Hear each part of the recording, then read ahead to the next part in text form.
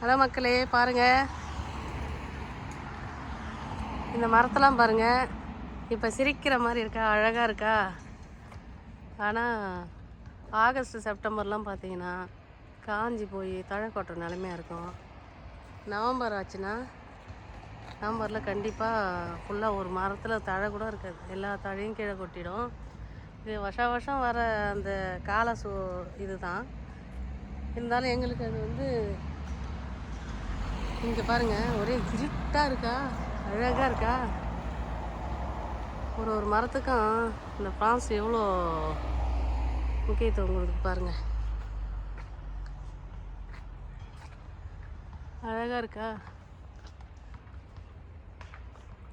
பாருங்க.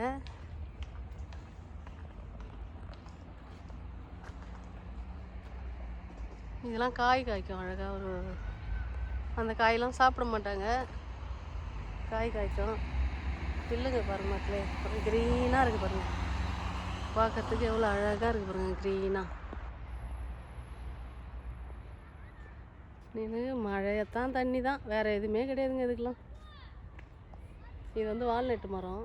வால்நட்னா ஒரு நட்ஸு சாப்பிடுவோம் பார்த்தீங்களா, அந்த மரம் இது.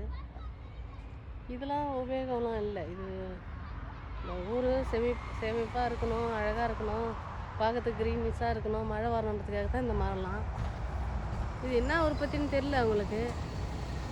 இது வந்து செம்மரம் மாதிரியே இருக்குது. இது உங்களுக்கு தெரியுதா பாருங்கள், இது செம்மரம் தான் நினைக்கிறேன்.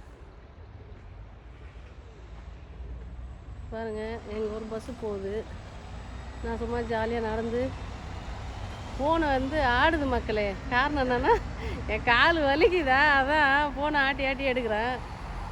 கால் நடக்க முடியாது இருக்கிறேன், அதனால் அப்படி இருக்குது